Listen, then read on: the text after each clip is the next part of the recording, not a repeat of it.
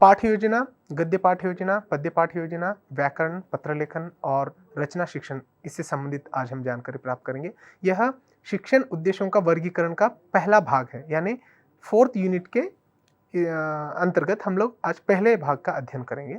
तो चलिए आगे बढ़ते हैं। कक्षा कक्ष में किया जाने वाला अध्यापन कई भागों में विभाजित किया जाता है, यह तो हम सभी को पता है। पाठक के उद्देश्यों को ध्यान में रखकर उसके उद्देश्यों का भी वर्गीकरण किया जाता है, जिसमें गद्य, पद्य, व्याकरण, पत्रलेखन और रचना आदि की प्रमुख भूमिकाएं होती हैं।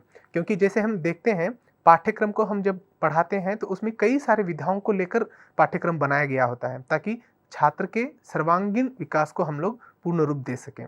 अतः शिक्षण उद्देश्यों के वर्गीकरण में भी हम यही देखते हैं कि जो विभाजित किया जाता है अध्यापन कक्षा कक्ष के लिए, उसमें उसे कई और भागों में विभाजित करके हम उसको पढ़ाते हैं, जिसमें कई सारे विधाओं को हम लोग कक्षा कक्ष के माध्यम से बच्चों के सामने पढ़ाते हैं, जो कहानी के माध्यम से भी हो सकता है, संवाद के माध्यम से हो सकता है, पत्र लेखन के माध्यम से हो सकता है, रचना माध्यम के हो सकता है, कई ऐसे पहलुओं को। तो इसमें इन सभी विधाओं को पढ़ाते समय उनकी योजना भी बनानी पड़ती है, जिसे पाठ योजना कहते हैं। इसमें इकाई योजना, सूक्ष्म शिक्षण और शिक्षण उपकरण आदि प्रमुख होते हैं। तो यहाँ पर पाठ योजना का अर्थ क्या है? जो भी या जिस किसी पाठ्यक्रम को हम पढ़ा रहे होते हैं, उस पाठ्यक्रम का पहले तो हम पाठ योजना बनानी होती है, लेसन प्लान जिसे हम कहते हैं। तो इस पाठ योजना के अंतर्गत ही हम एक पाठ को कितने विभागों में विभाजित करना है, कितनी इकाइयों में इसको विभाजित करके पढ़ाना है, ये इसमें पूर्णतः लिखा हुआ आता है। साथ साथ सूक्ष्म शिक्षण जिसे हम माइक्रो टीचिंग कहते हैं और शिक्षण उपकरण, ये भी इसमें निहित होता है। एक पाठ योजना का अर्थ क्या हो सकता है फिर? एक शिक्षक कक्षा में पाठ पढ़ाने से पूर्व उसका जो प्रारूप तैयार करता है कि उसे कक्षा में क्या पढ़ाना है और कैसे पढ़ाना है, उसे ही पाठ योजना कहते हैं। यानी पाठ योजना का हम अर्थ क्या लगा सकते हैं? हमें कक्षा कक्ष में जाकर पाठ जो पढ़ाना होता है उसे किस प्रकार से पढ़ाने हैं, कितने इकाइयों में पढ़ाने हैं और उसमें कौन कौन से उपकरणों को यानी श्रवदृश्य माध्यमों को कहाँ पर हम लागू करना है, इन सभी बातों का जहाँ पर लेखा जोखा होता है, उस तैयारी को ही हम लोग पाठ योजना कहते हैं। तो पाठ योजना सभी विधाओं का अलग अलग होता है। पाठ योजना में हम लगभग यह तय करते हैं कि एक पाठ को हम कितने मिनट में पढ़ाना है, कौन कौन से श्रवदृश्य साधनों का उसमें उल्लेख करना है या फिर छात्रों के समक्ष दिखाना है, और साथ में वहाँ पर कितनी अवधि को लेकर ये पाठ हमें समाप्त करना है या फिर शुरू करना है। तो इसमें जो पाठ योजना है, शिक्षक के लिए एक मार्गदर्शन का काम करता है, क्योंकि उसी के माध्यम से वो अपने पाठ को बदलता भी है और उसके अनुसार उसमें कुछ सुधार भी करता है। इसलिए पाठ योजना शिक्षक के लिए मार्गदर्शक का कार्य करती है। विद्यार्थी को किस मार्ग से ले जाकर विकास किया जा सकता है, इसकी जानकारी पाठ योजना देती है। पाठ योजना शिक्षण में व्यय, समय तथा श्रम को सही दिशा में लगाती है, अतः वह इनकी दुरुपयोग या बर्बादी को रोक सकती है। मतलब समय की जो बर्बादी होती है, दुरुपयोग जो होता है, उस दुरुपयोग को हम पाठ योजना के माध्यम से कम कर सकते हैं। यानी एक संवाद पाठ है, संवाद पाठ को पढ़ाते समय हम छात्रों को किस उद्देश्य को सामने रखकर पढ़ाते हैं या फिर किस प्रकार से उनको पढ़ाना चाहिए, यह सभी जो है हम पाठ योजना के माध्यम से उसमें लिखित रूप में रख सकते हैं और उसी को हम लोग क्रियान्वयन करते हैं। उसके पश्चात पाठ योजना की आवश्यकता पर बल देते हुए योकम एवं सिम्पसन ने लिखा है, सभी शिक्षकों द्वारा किसी न किसी प्रकार की पाठ योजना अवश्य तैयार की जानी चाहिए। इसके कुछ निश्चित कार्य हैं जो अच्छे शिक्षण के लिए अनिवार्य हैं। यहाँ पर पाठ योजना की आवश्यकता कितनी है या भी नहीं, इस पर विशेष प्रकाश डालते हुए योकम एवं सिम्पसन ने यह विचार रखा कि हर शिक्षक को किसी न किसी प्रकार के या फिर किसी भी पाठ को पढ़ाते समय उसका पाठ योजना बनाना अनिवार्य होता है। ऐसा करने से जो है कुछ निश्चित कार्य होते हैं जो अच्छे शिक्षण के लिए प्रभावकारी होते हैं। अतः पाठ योजना हर किसी को अनिवार्य रूप से बनाना ही चाहिए। इसी प्रकार भाटिया एवं भाटिया ने भी इस पर प्रकाश डाला है और इसे परिभाषित कुछ इस प्रकार से किया है। उनके अनुसार पाठ योजना से पता चलता है कि बच्चों ने क्या पढ़ लिया, आगे जो कुछ भी प्राप्त किया माफ़ कीजिए, आगे जो कुछ भी प्राप्त या अर्जित करना है, उसका विवरण पाठ्य योजनाओं में निहित रहता है। पाठ्य योजना में बालक के अर्जित ज्ञान, नवीन ज्ञान, प्रश्न विधि, साधन आदि का वर्णन रहता है। यानी पाठ्य योजनाओं को परिभाषित करते हुए भाटिया एवं भाटिया इन दोनों शिक्षकविदों ने कहा है कि हमें पाठ्य योजना से पता चलता है कि हमने जो पाठ पढ़ाया उसमें छात्र ने कितना नवीन ज्ञान अर्जन किया, साथ साथ प्रश्न विधि क्या है और उसके साधन कौन कौन से हमने इस्तेमाल किए हैं, ताकि उस पाठ को पढ़ाने में या फिर छात्रों को समझने में आसानी हुई है। इसलिए भाटिया और भाटिया के अनुसार और योकम और सिम्पसन के अनुसार जो तथ्य बताए गए हैं वो हूबहू हम सभी पर लागू होते हैं। अतः पाठ्य योजनाओं के बिना पाठ पढ़ाना हमें थोड़ा सा कठिन हो सकता है, क्योंकि एक निश्चित रूप में हमें जो कुछ भी पढ़ाना होता है, क्योंकि एक पाठ पढ़ाते समय हम एक तय करते हैं कि अच्छा इस पाठ को हम इतने इकाइयों में बांट सकते हैं। कोई पाठ बड़ा होता है, कुछ छोटे पाठ होते हैं, उसे उसके अनुसार, उसके कंटेंट के अनुसार हमें विभाजित करके जो है उसे अनेक इकाइयों में, उपविभागों में हम उसको विभाजित कर सकते हैं। अतः बिना पाठ्य योजना के पढ़ाना हमें थोड़ी सी कठिनाइयों के सामने में कर सकते हैं, कठिनाइयों का सामना हमें करना पड़ता है। इसलिए पाठ्य योजना हमारे शैक्षिक कक्षा कक्ष में अनिवार्य रूप से माना जाता है। उसके साथ डॉक्टर रमा शुक्ल पांडे ने भी जो है पाठ्य योजनाओं को परिभाषित कुछ इस प्रकार किया है। पाठ्य योजना से पहले विद्यार्थियों के पूर्व पठित तथा संप्रति शिक्षण विषय के साथ मार्गदर्शन का बोध होता है। मतलब हम जो पढ़ा रहे होते हैं बालकों को, तो शिक्षक का यह कार्य होता है कि मतलब पूर्व पठित, मतलब पहले जो पाठ पढ़ चुका है या फिर जो कुछ भी अभ्यास कार्य छात्र ने किया है, तो उसको जो है हम संप्रति मानकर उसको फिर से नवीनीकरण करते हुए हम नए पाठ को दोहराते हैं या फिर नए पाठ का अध्ययन हम छात्र के सामने कराते हैं। इससे पाठ को समझने में और पाठ के जो भी उद्देश्य हैं उसको छात्रों तक प्रेषित करने में या फिर क्रियान्वयन करने में हमें आसानी हो सकती है। इसलिए राम शुक्ल पांडे का जो उदाहरण है वह काफ़ी महत्वपूर्ण लग सकता है। यहाँ साहित्य की कई विधाओं के पाठ्य योजनाओं को हूबहू देकर या फिर मान लीजिए जितनी भी विधाएं हैं, पत्र, कहानी, गद्य या पद्य, संवाद, व्याकरण, रचना, इन सभी की जो पाठ्य योजनाएं हैं उसे हूबहू एज इट इज़ लिखकर यहाँ पर बताना तो संभव नहीं है, क्योंकि जो निर्धारित समय यहाँ पर दिया जा रहा है उस निर्धारित समय में हम उसे यहाँ पर दिखाना तो नहीं दिखा सकते हैं आपको। लेकिन उसके लिए जो विभिन्न पहलू होते हैं उन विभिन्न पहलुओं पर ज़रूर विचार किया जाएगा। उन सभी पाठ की योजना बताते समय एक बात अवश्य ध्यान रखनी होगी कि हर्बर्ट की जो पंचपदी हैं, हर्बर्ट के द्वारा दिए गए जो 5 सूत्र हैं, जो 5 पायदान हैं, उन 5 पायदान का हमें अनुसरण करना होगा। यह अनिवार्य रूप से होगा। ये एक बात याद रखना है पाठ्य योजना में, क्योंकि पाठ्य योजनाएं जो हम बनाते हैं उसका मूल आधार हर्बर्ट एक शिक्षाविद थे, उनके द्वारा और उनके शिष्यों के द्वारा बताए गए पद हैं, कुछ सोपान हैं। उन 5 सोपानों का इस्तेमाल करके ही हमें इन सब पर जो है अमलबजानी करनी होगी। साहित्य की विभिन्न विधाओं में गद्य स्थान अनूठा है। तो अब हम गद्य पाठ योजना क्या होता है उसकी चर्चा कर रहे हैं। तो साहित्य की विभिन्न विधाओं में गद्य का अनूठा स्थान है। काव्य रचना में कवि के सामने छंद, अलंकार आदि महत्वपूर्ण होते हैं और गद्य रचना में व्याकरण संबंधी अशुद्धियों की ओर विशेष ध्यान दिया जाता है। आधुनिक हिंदी का जन्म 19वीं शताब्दी में हुआ। पहले हिंदी में गद्य बहुत कम था, लेकिन भारतेंदु हरिश्चंद्र के आने के पश्चात हिंदी क्षेत्र में गद्य की वृद्धि हुई है। तो यहाँ पर गद्य का अर्थ क्या है इसकी भी हम लोग चर्चा करेंगे। गद्य शब्द संस्कृत भाषा की गद धातु से बना है, जिसका अर्थ होता है स्पष्ट कहना। अंग्रेजी में इसे प्रोज कहते हैं। गद्य पाठों को कैसे पढ़ाएं, इस पर चर्चा के दौरान कई शिक्षा शास्त्रियों ने अपनी अपनी प्रणालियों को सामने रखा। इनमें हर्बर्ट और उनके शिष्य झीलर, दुल्हेम और रेन आदि प्रमुख थे। इन्होंने हर्बर्ट पद्धति का प्रचार प्रसार किया।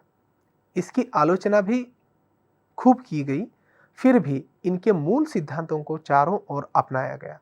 इसे हर्बर्ट की पंचपदी नाम से झिल्लर ने प्रस्तुत किया। तो यहाँ पर एक बात ध्यान देने योग्य है, गद्य शब्द जो है संस्कृत भाषा के गद धातु से बना है। परीक्षार्थी ध्यान दें, क्योंकि मैं हमेशा यही कहता आ रहा हूँ, हमेशा कहता भी हूँ कि जो टेक्स्ट हम पढ़ रहे हैं, उस टेक्स्ट को पढ़ते समय हम स्वतः मतलब नए-नए प्रश्न बनाने की कोशिश करनी चाहिए। ये तार्किक पद्धति को अगर हम अपनाते हैं, तो आने वाले जो प्रश्न का स्वरूप है, क्योंकि जो पहले जो डीएससी हम जिस नाम से जानते थे शिक्षक भर्ती की पद्धति को, अब वो टीआरटी हो चुका है। तो पहले के जो प्रश्न पत्र हैं और अभी के जो प्रश्न पत्र हैं, उन दोनों में जो तफ़ावत है, उन दोनों में जो बदलाव हम देख रहे हैं समय-समय के अनुसार, उसे ध्यान में रखकर यदि हम प्रश्न पत्र का स्वरूप हम स्वतः अगर तैयार करने लग जाएँ, तो इससे बेहतर कुछ काम हो नहीं सकता। इसलिए गद्य शब्द जो है, इसकी उत्पत्ति किस भाषा से हुई है? आपको कई सारे पर्याय दिए जाएँगे, संस्कृत, अरबी, तमिल या मलयाली, जो कुछ भी हो। तो गद्य जो शब्द है, उसकी उत्पत्ति जो है संस्कृत भाषा से हुई है, और ख़ासकर ऐसा भी दे सकते हैं कि मतलब गद्य शब्द जो है संस्कृत के किस धातु से बना है। तो हमें पर्याय के रूप में कई सारे शब्द देने के बावजूद भी जो है, यदि हम द वहाँ पर हलंत दिया जाएगा, इसके थोड़ा-सा ध्यान रखना। क्योंकि जब हम व्याकरण की भाषा भाग जब हम पढ़ते रहेंगे, तब उसमें यह बात निश्चित रूप से आएगी कि हलंत का क्या महत्व है। तो संस्कृत के गद धातु से इसका निर्माण हुआ है, इसकी उत्पत्ति हुई है, जिसका अर्थ होता है स्पष्ट कहना। मतलब हमें जो कुछ भी बातें कहनी है, वो स्पष्ट रूप से कहना। यह गद्य पाठ योजनाओं का अर्थ के अंतर्गत हम लोगों ने यह जाना।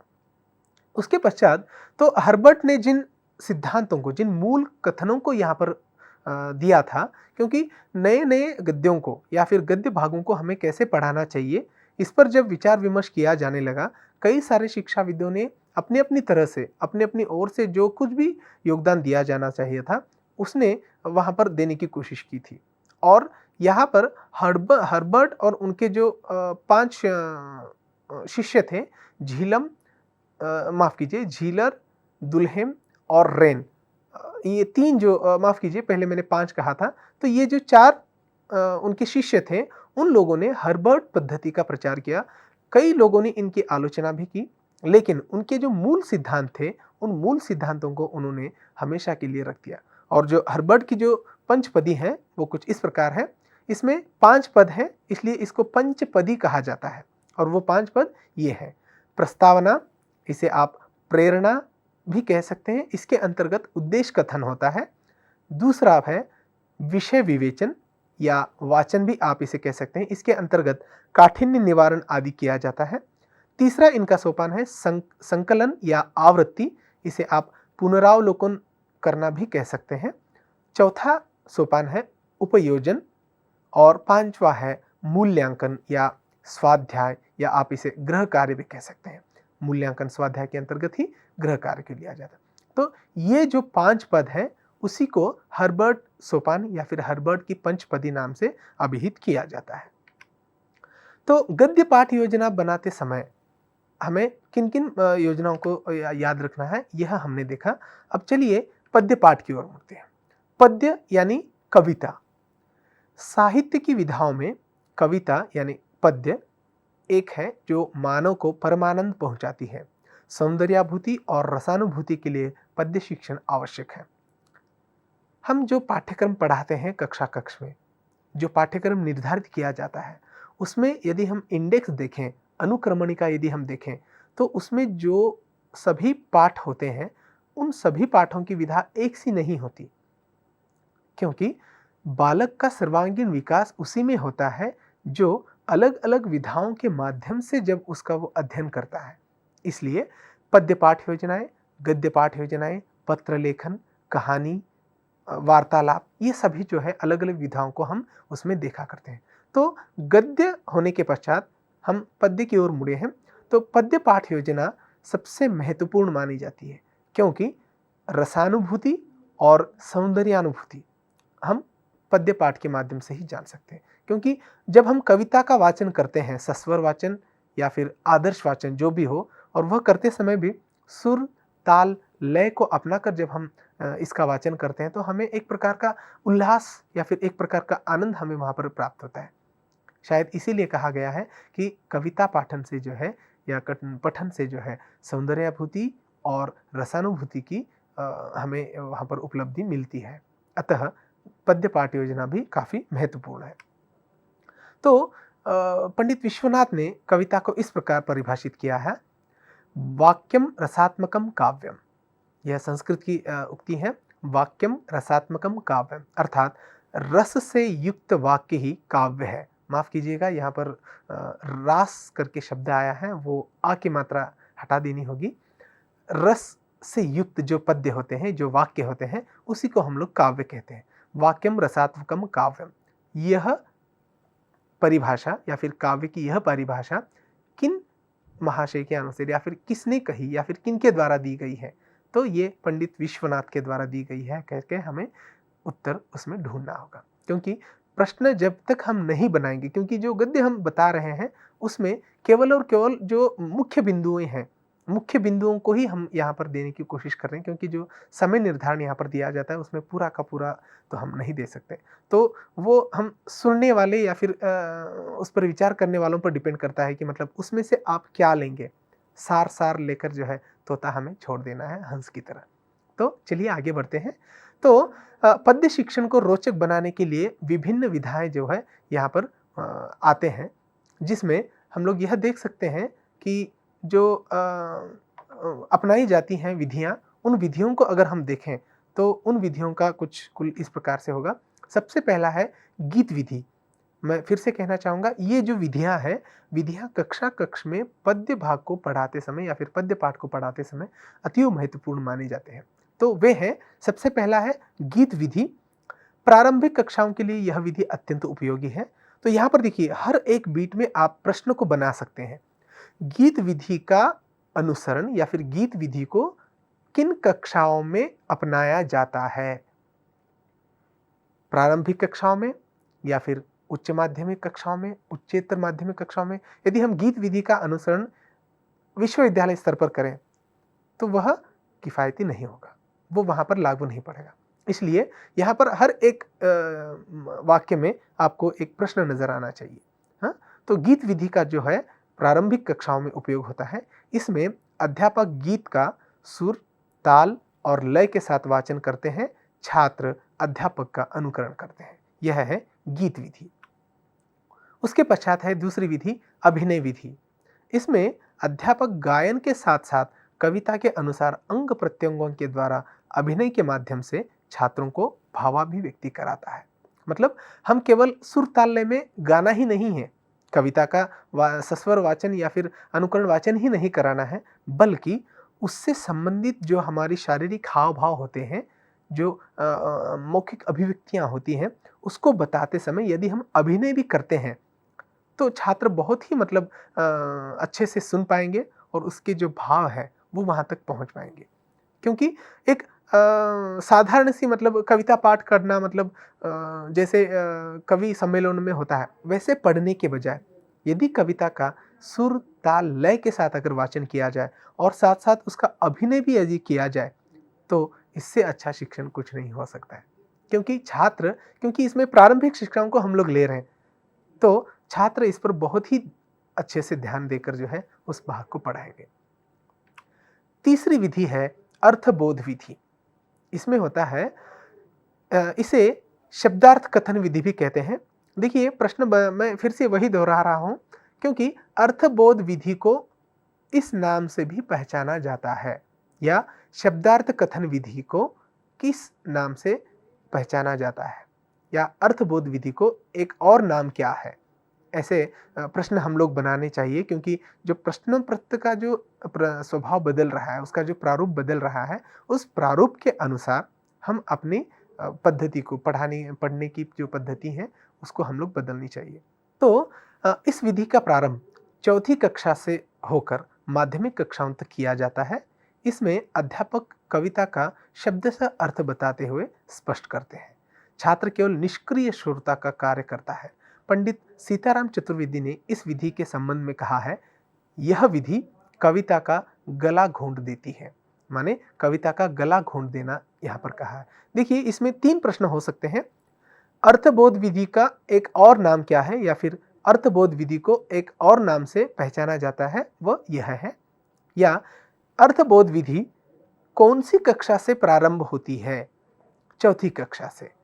और यह जो विधि है सफल है या असफल है, हमें अभी पता चल रहा है, क्योंकि छात्र केवल निष्क्रिय होकर, यहाँ पर देखिए आप, छात्र केवल जो है निष्क्रिय श्रोता का कार्य करता है। मतलब यहाँ पर केवल शब्द भी हम शब्द से अर्थ बता रहे हैं और गीत को हम ही पढ़ रहे हैं, तो छात्र जो है नीरस बन जाता है, छात्र की भागीदारी इसमें कुछ नहीं होता। इसलिए पंडित सीताराम चतुर्वेदी ने कहा है कि यह जो विधि है कविता का गला घोंट देने लायक है। इसलिए देखिए इसमें 3 से 4 प्रश्न हम लोग बना सकते हैं। उसके पश्चात व्याख्या विधि। इस विधि का प्रयोग उच्च कोटि की कविताओं के लिए किया जाता है, अतः यह विधि उच्च स्तर के छात्रों के लिए अधिक उपयोगी है। व्याख्या विधि, लेक्चर मेथड जिसे हम कहते हैं, जैसे कि उसके नाम से ही है, यदि हम प्रारंभिक शिक्षाओं में या फिर छठी कक्षाओं में, 7वीं कक्षाओं में इस पद्धति का अवलंबन करेंगे तो हमें अधिक लाभ नहीं मिलेगा, निराशा ही हाथ आएगी। क्योंकि उच्च कोटि की जो कविताएं होती हैं, जो काव्य भाग होता है, उसे पढ़ाने के लिए इसका उपयोग किया जाता है। इसमें प्रश्नोत्तर के द्वारा कविता का भाव स्पष्ट किया जाता है। इसमें अध्यापक प्रासंगिक कथन या उदाहरण भी देते हैं। इस विधि में शिक्षक, छात्र, कवि के बीच रागात्मक संबंध स्थापित होता है। यहाँ पर फिर एक प्रश्न बन सकता है कि ऐसी कौन सी विधि है, पद्य पढ़ाने की ऐसी कौन सी विधि है जिसमें शिक्षक, छात्र और कवि के बीच रागात्मक संबंध स्थापित होता है? तो आपका उत्तर होगा व्याख्या विधि।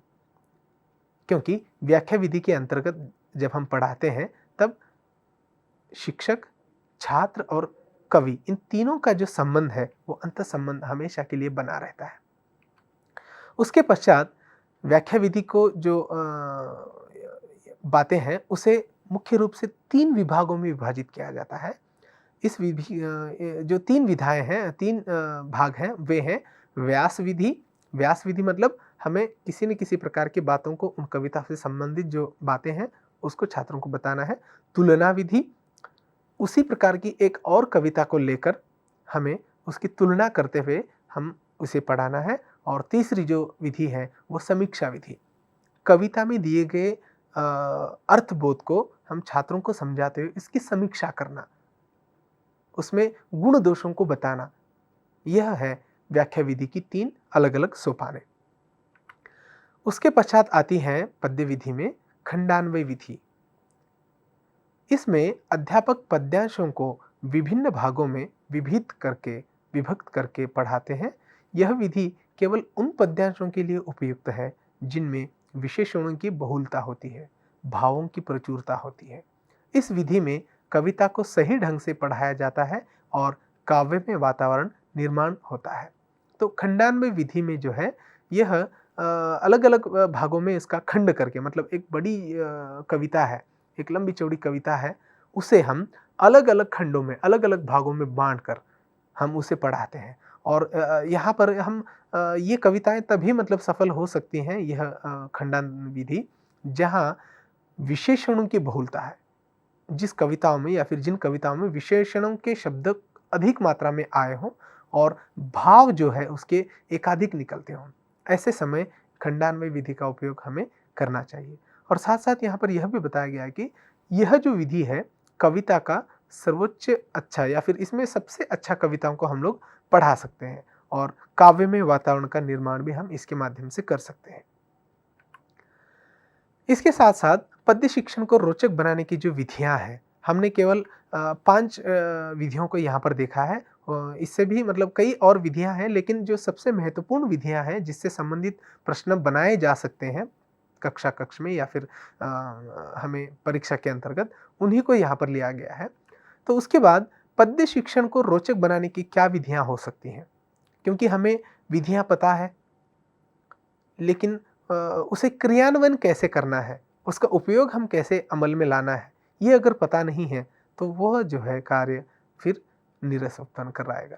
इसलिए जो पद्य शिक्षण है उसे रोचक बनाने के लिए हम क्या कर सकते हैं, तो उसमें है निश्चित विषय पर काव्य पाठ।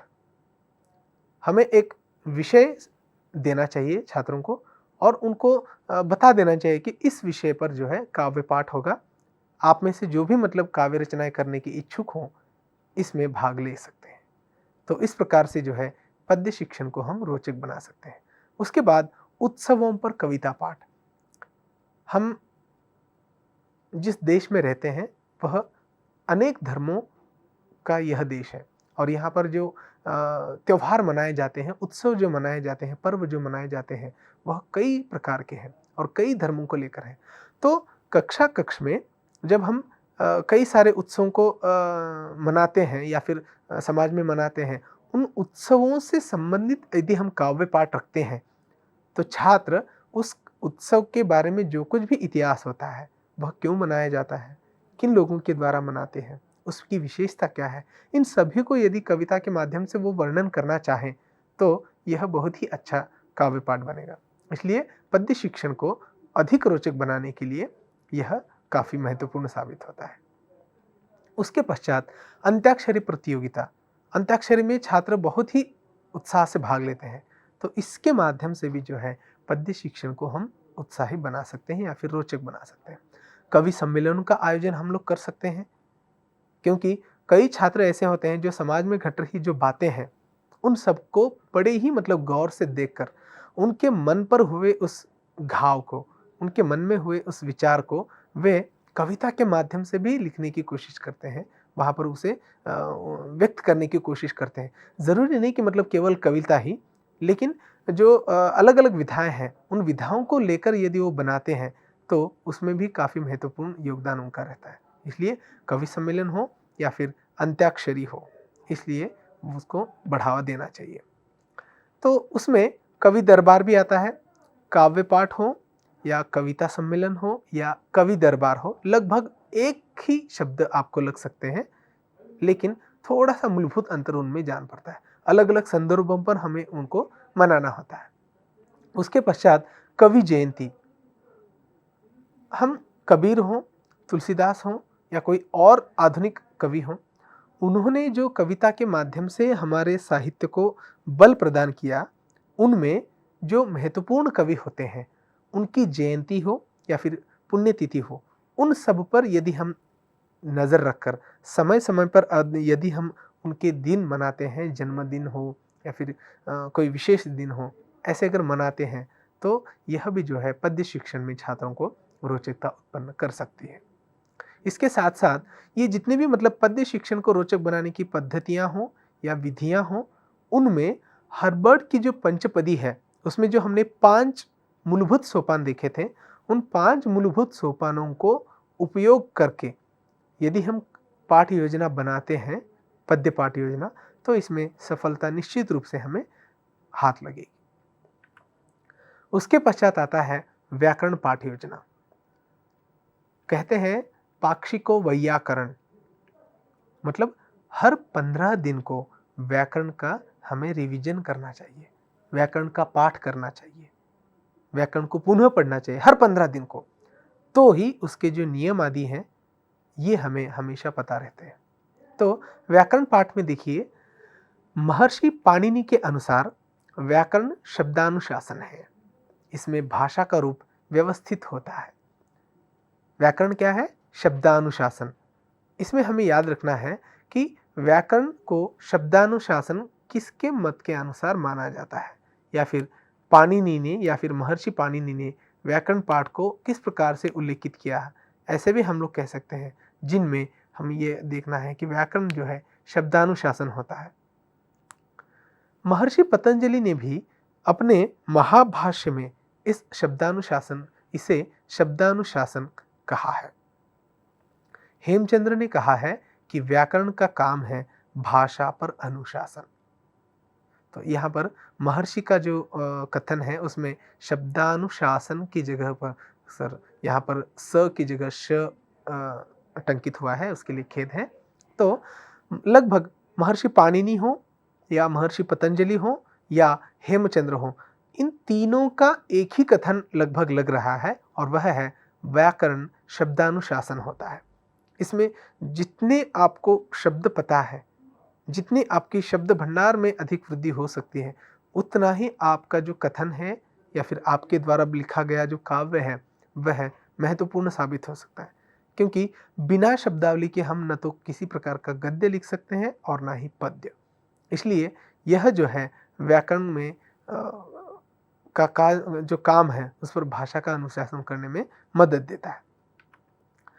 तो व्याकरण पाठ योजना में इसमें देखते हैं व्याकरण शब्द उसकी उत्पत्ति जो है, देखिए वी अधिक आ अधिक कृ धातु अधिक ल्युट प्रत्यय, मतलब व्याकरण जो शब्द है उसमें वी आ कृ और धातु कृत धातु लिट प्रत्यय के योगदान से बना है।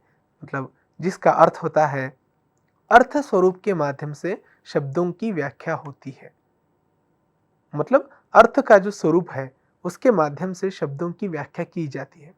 इसके बाद डॉक्टर स्वीट महोदय के अनुसार उनके भी एक कथन है, वह है व्याकरण भाषा का व्यावहारिक विश्लेषण अथवा उसका शरीर विज्ञान है। डॉक्टर स्वीट के अनुसार और शब्दों के अनुसार अगर हम देखें तो यहाँ पर व्याकरण शिक्षण का जो है, व्याकरण पाठ का जो है बहुत महत्वपूर्ण योगदान माना जाता है। क्योंकि व्याकरण भाषा का व्यावहारिक विश्लेषण होता है। क्योंकि यदि देखिए हम किसी अपरिचित व्यक्ति के सामने बात कर रहे होते हैं और हमारी जो भाषा है वो मोड़ तोड़ की भाषा हो या फिर जोड़ तोड़ कर बनाई गई बनावटी भाषा यदि है, तो अगले वाले को यह पता लगाने में तुरंत देर नहीं लगती कि इनकी भाषा यह मूल भाषा नहीं है, ये बोलते कुछ और है और लिखते कुछ और है। इसलिए व्याकरण भाषा का व्यावहारिक विश्लेषण अथवा उसका शरीर विज्ञान होता है। इसी के माध्यम से हम यह जान सकते हैं कि मतलब व्याकरण पाठ का हमारे जीवन में कितना महत्वपूर्ण स्थान होता है। तो व्याकरण शिक्षण का उद्देश्य क्या हो सकता है, उसका कुछ उद्देश्य है भी या नहीं? पंडित लज्जा शंकर झा के अनुसार भाषा का शुद्ध रूप पहचानने में छात्रों को सक्षम व समर्थ बनाने में सहायता करना है। उनका क्या है? डॉक्टर पंडित लज्जा शंकर झा ने कहा है व्याकरण पाठ के अर्थ के बारे में, उद्देश्य के बारे में, कि भाषा का शुद्ध रूप पहचानने में छात्रों को सक्षम व समर्थ बनाने में यह सहायक करना है। व्याकरण भाषा के स्वरूप की रक्षा करती है। मतलब भाषा का जो स्वरूप है, उसका जो स्ट्रक्चर है, उस स्ट्रक्चर को व्याकरण कंट्रोल करती है, उसकी रक्षा करती है। व्याकरण का उद्देश्य भाषा के नियमों का विधिवत ज्ञान प्राप्त कराना होता है। मतलब भाषा संबंधित जो अलग अलग नियम है, उसकी जो विधियां हैं, उन विधियों के अनुसार यदि हम ज्ञान प्राप्त कर सकते हैं तो व्याकरण पाठ की सफलता हो जाएगी। और इसमें डॉक्टर एक और शिक्षाविद थे रायबर्न, उनके अनुसार व्याकरण हमारा सेवक है, मालिक नहीं। देखो यहाँ पर जो प्रश्न बन सकता है, रायबर्न का मत तो भी दे सकते हैं या जो कोटेशन है वो तो भी पूछ सकते हैं। जैसे व्याकरण हमारा सेवक है, मालिक नहीं, यह कथन निम्न में से किस शिक्षाविद का है? तो आपको उत्तर पता होना चाहिए रायबर्न के अनुसार। क्योंकि रायबर्न ने कहा है व्याकरण जो है हम जिस प्रकार से उसको मोल्ड कर सकें, जिस प्रकार से हम उसको पढ़ा सकें, उसी प्रकार से हम उसको पढ़ा सकते हैं। वो इतना लचीला होता है कि मतलब शिक्षक पर वो डिपेंड करता है कि एक पाठ को हम किस प्रकार से पढ़ें, किस प्रकार से वो छात्रों तक प्रेषित करें। इसलिए तो कहा गया था कि यह जो अलग अलग शिक्षाएं हैं वो भाषा के माध्यम से भी हम लोग दे सकते हैं और इसमें उत्पन्न भी कर सकते हैं कि लोग कैसे इसमें, छात्र कैसे इसमें रुचि लें। तो यहाँ पर एक और बात है, व्याकरण का उद्देश्य छात्रों की रचनात्मक वृत्ति में सुधार व विकास करना होता है। व्याकरण का उद्देश्य है वह है छात्रों की रचनात्मक वृत्ति में सुधार और विकास करना। मतलब केवल छात्र को भाषाई ज्ञान देने से नहीं, उसमें भी क्रिएटिविटी आनी चाहिए, उसमें वो रचनात्मक बदल हमको दिखने चाहिए जो हम वहाँ पर देखना चाहते हैं।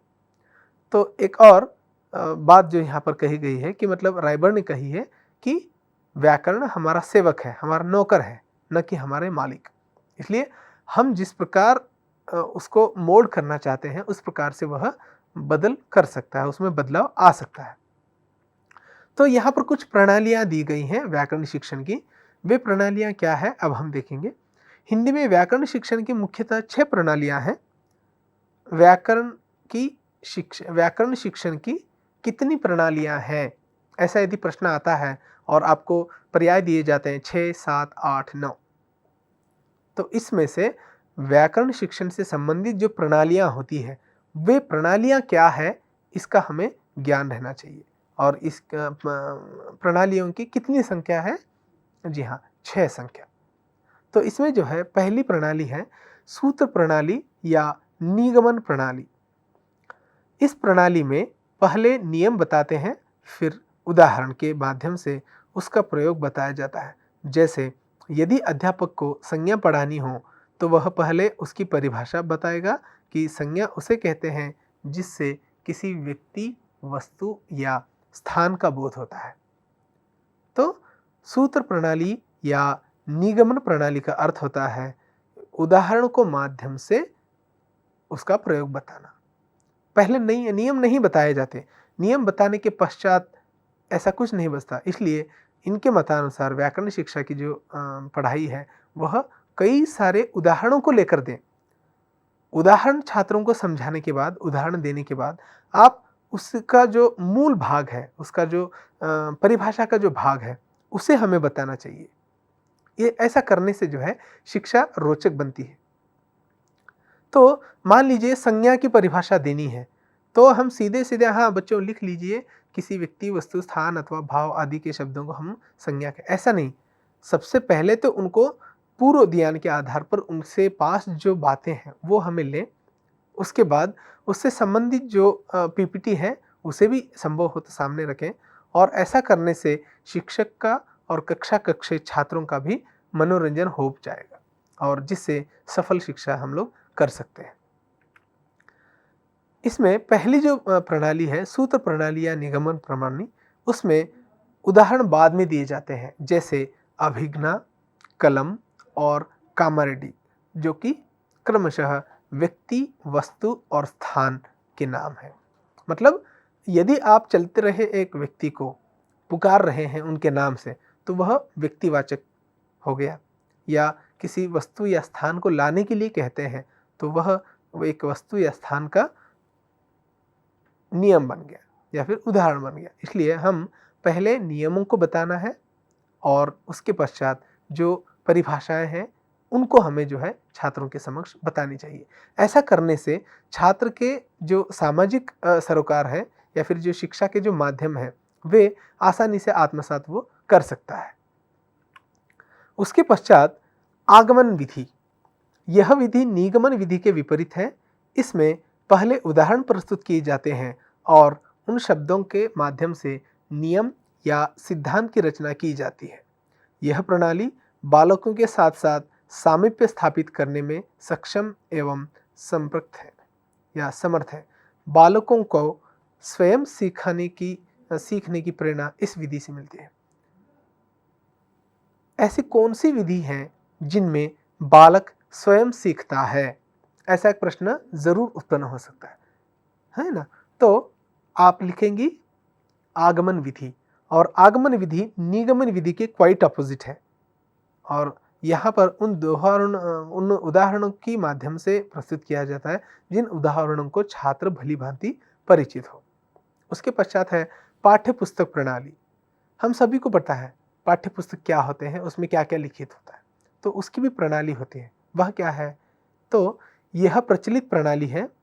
इस विधि में प्रत्येक भाषा में व्याकरण का ज्ञान प्राप्त पाठ्य पुस्तक के माध्यम से दिया जाता है। इसमें रटने पर बल दिया जाता है। देखिए हर एक बिंदु का यहाँ पर महत्व है। यह जो बिंदु है, यह जो पाठ है, इसमें रटने पर बल दिया जाता, सीखने की पद्धति पर नहीं। छात्रों को एक बात यदि हम पूर्ण रूप से समझाते हैं तो वह जीवन भर नहीं भूलता। इसलिए हमारा सदैव यह प्रयत्न होना चाहिए कि यह जो प्रणाली है वह किस काम आ सकती है या फिर किस काम आती है। ठीक, तो पाठ्य पुस्तक प्रणाली जो है यह एक प्रचलित प्रणाली है। इसमें प्रत्येक भाषा में व्याकरण का ध्यान पाठ्य पुस्तक के माध्यम से दिया जाता है। उसके पश्चात समवाय प्रणाली, यह हर बार आते रहता है कि समवाय प्रणाली का प्रयोग व्याकरण में भी किया जाता है। इसमें तार्किक क्रम का अभाव रहता है, इससे सूक्ष्म तथ्यों का ज्ञान व्यावहारिक कार्यों या उदाहरण के माध्यम से कराया जाता है। मतलब समवाय प्रणाली एक ऐसी प्रणाली है जिनमें तार्किकता होती है, तो इसमें तार्किकता की जो है कमी हमें पाई जाती है, अभाव होता है उसमें, क्योंकि इसमें सूक्ष्म तथ्यों का ज्ञान व्यावहारिक कारण के उदाहरण के माध्यम से कराया जाता है। जो छोटे छोटे जो तथ्य होते हैं उन तथ्यों को हम उदाहरण के माध्यम से वहाँ पर छात्रों के सामने रखते हैं। उसके पश्चात है भाषा संसर्ग प्रणाली। यह मनोवैज्ञानिक विधि है। पहले ही वाक्य से हम प्रश्न बना सकते हैं, भाषा संसर्ग संसर्ग प्रणाली की क्या विशेषता है? तो भाषा संसर्ग प्रणाली की विशेषता यह है कि यह मनोवैज्ञानिक विधि है। छात्रों को भाषा का सटीक ज्ञान प्राप्त हो जाता है। लॉर्ड मैकाले ने कहा था, या फिर उनका एक कथन था, बालक उस भाषा को शीघ्र सीखता है जिसका वह व्याकरण नहीं जानता है। आप देखिए, घर में भी इसका प्रयोग कर सकते हैं। जो बालक भाषा करता है उसे सीखता है, उसी भाषा को सीखता है जिसको हमें किसी प्रकार का भी एक्सपेंडिचर न देना हो। मतलब किसी प्रकार की जहाँ पर व्याकरण की बात नहीं होती है, ऐसे ही भाषा को छात्र सबसे पहला सीखना शुरू कर देगा और व्याकरण की शिक्षा इसे व्यावहारिक रूप से दी जा सकती है। उसके पश्चात है खेल विधि। यह व्याकरण की रोचक ढंग से शिक्षण प्रदान करने वाली विधि कही जा सकती है। खेल खेल में व्याकरण सिखाने से व्याकरण की निरस्ता छात्रों के मार्ग में बाधा नहीं बनेगी। खेल खेल में शब्द भेद, लिंग भेद, वाचन आदि का ज्ञान करा सकते हैं। जो पहले बताया गया है कि यह जो विधि है, यह विधि व्याकरण विधि को रोचक ढंग से प्रदान करने वाली विधि में माना जाता है, क्योंकि खेल खेल में हम देखते हैं कि मतलब व्याकरण सीखने का जो प्रभाव है वह और अधिक बढ़ जाता है, क्योंकि इसमें निरस्ता नहीं रहती। बालकों को मान लीजिए एक परिभाषा ठीक से याद है या फिर दूसरी नहीं है, उसमें यदि हम उस पर लगातार दबाव बनाते हैं तो छात्र जो है इस प्रकार का पढ़ाई नहीं चाहता है। इसलिए खेल खेल के माध्यम से, जैसे हम प्ले स्कूल वगैरह, नर्सरी स्कूल वगैरह देखते हैं, उनमें खेल खेल के माध्यम से यह बात जो है उनको समझा दिया जाता है। खासकर शब्द भेद, लिंग भेद और वाचन आदि का यहाँ पर जो है ज्ञान छात्रों को दिया जाता है। किसमें? खेल विधि में। इसके पश्चात आते हैं पत्र लेखन विधि। प्राचीन काल से लेकर अब तक हम कई सारे जो है विधाओं को देख रहे हैं, और हमारे जो परिजन होते हैं उन्हें एक स्थान से दूसरे स्थान में रहने के कारण जो है हम पत्र के माध्यम से उन तक पहुंचते थे। हमारे समस्याएं जो भी हैं, हमारी अच्छी और बुरी बातें जो भी हैं, उन सबको पत्र लेखन के माध्यम से पत्र में लिखकर हम प्रेषित करते थे। उन्हें कुछ दिनों के बाद वह प्राप्त होता था। वह पढ़कर जो स्थितियां हैं उससे अवगत होती थी। लेकिन आज ऐसी स्थिति नहीं है। हम पल भर में किसी और को देखते हुए, आमने सामने देखते हुए बात कर सकते हैं, लेकिन ऐसा नहीं कि मतलब इस बदलते हुए क्रम में हम पत्र लेखन को भूल चुके हैं। सरकारी कार्यालयों में या फिर व्यावसायिक कार्यालयों में इसकी प्रचलन अभी भी उतनी ही है पहले जितनी थी। हाँ, हो सकता है कुछ मात्रा कम भी हुई हो, लेकिन वो कोई मायने नहीं रखता। तो पत्र लेखन शिक्षण में देखिए, तो पत्र लेखन की जो शिक्षा है हम लगभग 6वीं कक्षा से देना शुरू कर देते हैं। इसलिए यहाँ पर लिखा गया है कि पत्र लिखने की शिक्षा छोटी कक्षाओं से ही प्रारंभ हो जाती है। प्रायः पत्र के 3 प्रकार होते हैं: निजी पत्र, व्यावसायिक पत्र और प्रशासकीय पत्र।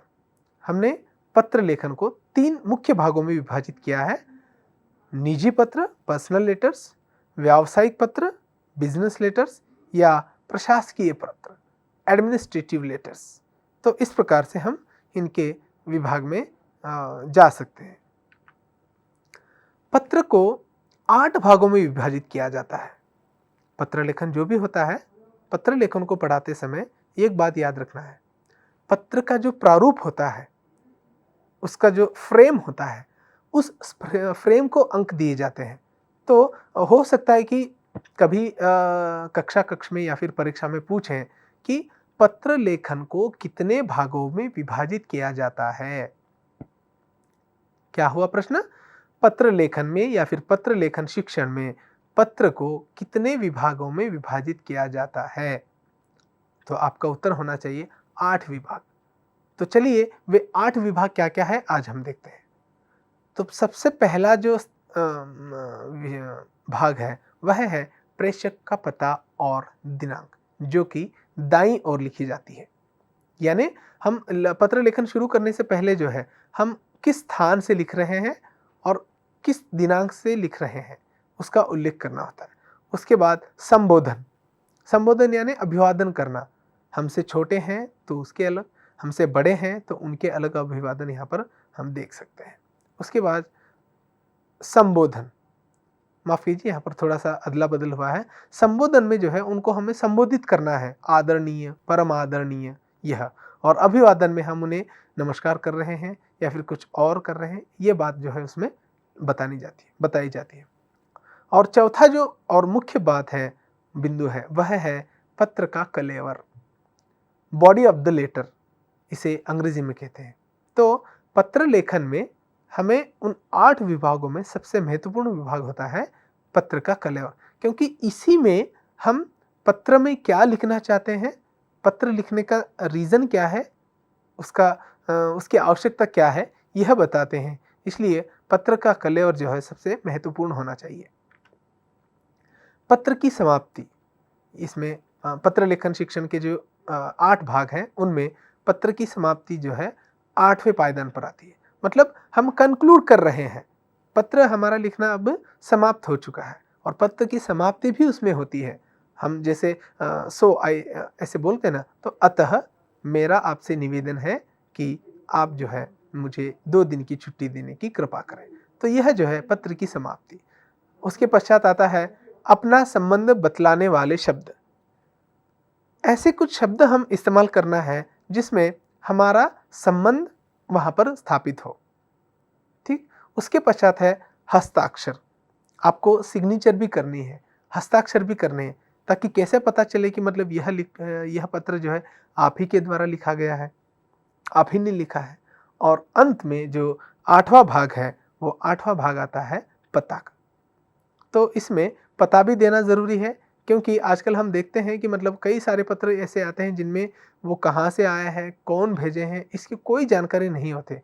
इतना हड़बड़ी में कैसा लिख सकते हैं, ये तो वे ही जाने। लेकिन पत्र लेखन शिक्षण में हमको ये एक याद बात रखना है कि उनमें जो 8 भाग होते हैं, 8 विभागों को भी जो है हमें समस्त रूप से और अच्छे रूप से याद रखना है, क्योंकि इनके लगभग हर वाक्य में एक-एक प्रश्न छिपा हुआ है। उसके पश्चात आता है रचना शिक्षण। यह काफ़ी महत्वपूर्ण शिक्षण माना जाता है भाषा शिक्षण में। हमारे सामाजिक जीवन में रचनाकार या लेखक का बड़ा महत्व है। समाज में 2 व्यक्ति अधिक आदर पाते हैं, एक वक्ता और दूसरा लेखक। वक्ता का आदर तो केवल उसके जीवन काल में ही होता है, परंतु रचनाकार अपनी रचनाओं के द्वारा जीवित रहता है। देखिए, रचना शिक्षण का हमारे जीवन में बहुत बड़ा महत्व है। समाज में केवल और केवल 2 ही लोगों का सबसे ज़्यादा आदर किया जाता है। वे 2 व्यक्ति हैं, एक वक्ता यानी जो भाषण दे रहा है और दूसरा उसका जीवन काल। तो व्यक्ति जो समाज में 2 आदर पाने वाले अधिक से अधिक व्यक्ति हैं, वे हैं वक्ता और दूसरा लेखक। तो यहाँ पर देखिए एक बात बताई गई है, एक वक्ता और दूसरा लेखक बनाने के बाद वक्ता का आदर तो केवल उसके जीवन काल में ही रहता है। वक्ता जो है, जो भाषण दे रहा है, उसका जो काल है, उसे याद रखने की जो पद्धति है, वह केवल उसके जीवित रहने तक मात्र ही होता है। उसका मृत्यु होने के पश्चात जो है शायद ही कोई उसको याद करता होगा। लेकिन जो महान विद्वान होते हैं, वे अपनी रचनाओं के माध्यम से अपने आप को जीवित रखते हैं और वे होते हैं रचनाकार, लेखक।